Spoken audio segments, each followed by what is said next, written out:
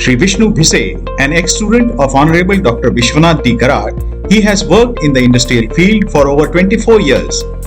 Under the technical guidance of Honorable Dr Karad sir, he has worked on various prestigious projects of MIT.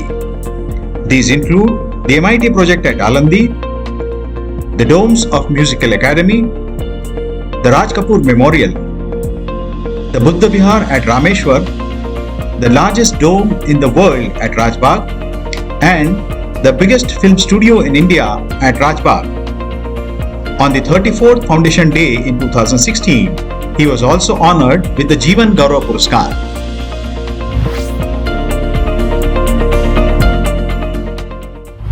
तिसरं काय सांगितलं की श्रद्धावान लभते ज्ञानम तत्परा संयतेंद्रिया ज्ञानम लब्धम पराम शांतीम आचरेना अधिगच्छती.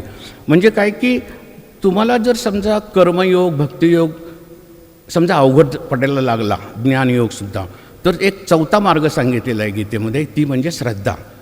श्रद्धा ही अशिक्षित लोकांची सुद्धा खूप असते. श्रद्धा म्हणजे ईश्वरावरील असलेला अढळ विश्वास म्हणजे श्रद्धा.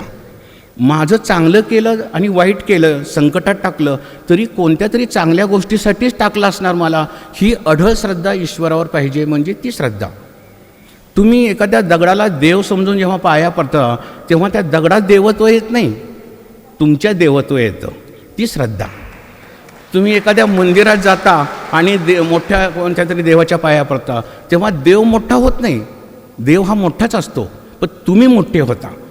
तर हे श्रद्धेने मग तुम्हाला ज्ञान येतं, आत्मज्ञान. ज्ञान म्हणजे आत्मज्ञान. ज्ञानाबद्दल तर भगवद्गीता आणि म्हणजे रामदास स्वामी यांनी अनेक भाषेमध्ये सांगितलेलं आहे, परंतु सगळ्याचा भावार्थ एकच आहे. ज्ञान म्हणजे स्वरूप ज्ञान. क्षेत्रज्ञयो ज्ञानम यद तज्ज्ञानम मतम मम, असं 13व्या अध्यायात म्हणजे 3ऱ्या श्लोकामध्ये श्रीकृष्णाने उत्तर देताना सांगितलं. क्षेत्रज्ञयो ज्ञानम यद तज्ज्ञानम मतम मम. शरीर, क्षेत्र म्हणजे शरीर. क्षेत्रज्ञ म्हणजे शरीरात असलेला आत्मा आणि परमात्मा, दोन असतात. परमात्मा म्हणजे आत्मा म्हणजे क्षेत्रज्ञ आणि परमात्मा म्हणजे परमक्षेत्रज्ञ. तर ह्या दोघांचं जे ज्ञान आहे, शरीराचं जे ज्ञान आहे ते खरं ज्ञान, असं माझं मत आहे, असं ते मतम मम असं ईश्वराने सांगितलं. ज्ञानाच्या बाबतीत तर म्हणजे रामदास स्वामींनी पण तेच सांगितलं.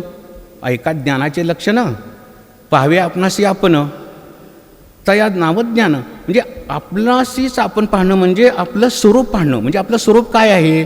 आत्मा आणि परमात्मा हे आपलं स्वरूप आहे. आणि आपण शरीर नसून तेच आहोत आणि त्याच्याशीच आपल्याला गाठ म्हणजे आपली पटायची आहे.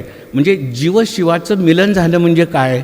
तर आत्मा आणि परमात्मा एक होणं. आता मी मगाशी सांगितलं की ते कसा एक होतो, तर उपदृष्ट हनुमंताचे भरता भोगता महेश्वरा, हे माझं रूप जे आहे ते मी प्रगट करत करत जातो महेश्वराच्या स्टेजला, तेव्हा तो जीवशिवाचं मिलन होतं.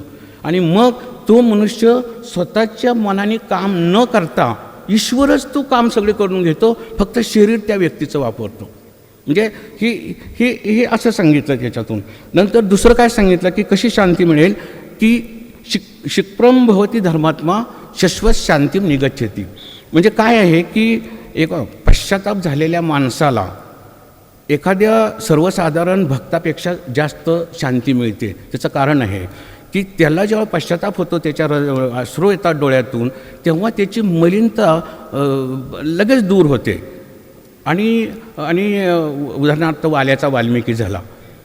म्हणजे तुम्ही जेव्हा एखाद्या गोष्टीचा पश्चाताप करता, ईश्वराने गीतेत सांगितलं आहे की दुर्गुणही असतातच, दुर्गुणातून तुम्हाला तुमच्याकडून एखादी चूक घडते. तर अशा प्रकारे हे सगळं ज्ञान सांगितलं. सगळ्यात महत्त्वाचं म्हणजे गीता रहस्यमध्ये सांगितलं आहे की ती पिंडी ते ब्रह्मांडी सर्व भूतात्मैक्य ज्ञान ईशावास्यम इदम सर्वम आणि एकम सद विप्रा बहुता वदंती. ह्या 4 गोष्टी ज्याला समजल्या त्याला सगळं अध्यात्म समजलं. म्हणजे काय? पिंडी ते ब्रह्मांडी म्हणजे ब्रह्मात्मक ज्ञान. ब्रह्म आणि आत्मा, पिंडी आणि ब्रह्म हा एक आहे. तसंच सर्व भूतात्मिक ज्ञान, सर्व भूतांच्यामध्ये जो आत्मा आहे तो पण एक आहे. आणि ईशावास्यम इदम सर्वम इदम न मम, हे जे काय आहे ते त्या ईश्वराचं आहे समजून कार्य करणं. आणि तिसरं एकम सद विप्रा बहुधा वदंती, म्हणजे ईश्वर एकच आहे परंतु त्याला अनेक नावाने लोक बोलतात, संबोधतात. हेच ज्याला समजलं त्याला संपूर्ण अध्यात्म समजलं, असं गीता रहस्यामध्ये लोकमान्य टिळकांनी लिहिलेलं आहे. असं ते एकंदरीत आहे. शेवटचं बोलतो की एवढं सगळं झाल्यानंतर अर्जुनांनी एक प्रश्न विचारला, अत केन प्रयुक्त हा अयम पापम चरती पुरुषः, म्हणजे एवढं जर सगळं आहे, तुम्ही जर सगळे कामं करून घेता, तुम्ही जर हृदयात असता, तर मग लोक पाप का करता, मनुष्य पाप का करतो, असा प्रश्न विचारला. तेव्हा त्याने सांगितलं की त्रिविधम नरकस्य इदम द्वारम नाशनम आत्मना कामः क्रोधः तथा लोभः तस्मात् एतत् त्रयं त्यजत, म्हणजे मी पुनर्जन्म दिला म्हणजे तो त्याच्या काहीतरी पुनर्जन्माच्या वासना आहेत म्हणून मी त्याला एक, आता टक्केवारी नाही सांगितली पण एक 5% मी त्याला अधिकार दिलेले असतात. आणि तिथंच तो सगळे हे दुर्गुण त्याच्यात निर्माण होतात, म्हणजे षड्रिपू त्याला हे सगळे.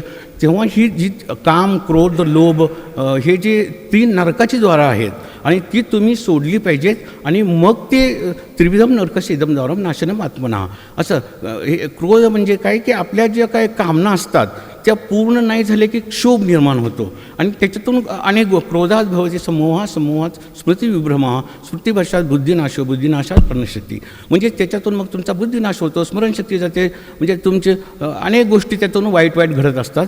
म्हणून मनुष्य वाईट वागतो, हे त्याचं उत्तर दिलं. तर याच्यासाठी एक उपाय सांगितला की सद्विचाराने चाला.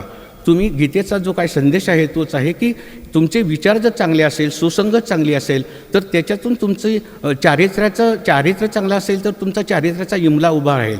तर तुम्ही जर चारित्र्य चांगलं ठेवणं आणि सुसंगत करत करत आपल्या जीवनाची परिक्रमा करत उद्धरेत आत्मनाम, म्हणजे तुम्ही स्वतःचा उद्धार करून घ्या. कारण पुनर्जन्म हा दुःखालयम अशाश्वतम, पुनर्जन्म हा अशाश्वत आणि दुःखाचं घर आहे. तर अशा प्रकारे तुम्ही स्वतःचा उद्धार करा, ही गीतेची शिकवण आहे. मला संधी दिली बोलण्याबद्दल आणखी एकदा मी सर्व संयोजकांचे आणि सरांचे आभार मानतो आणि ते थांबतो. धन्यवाद.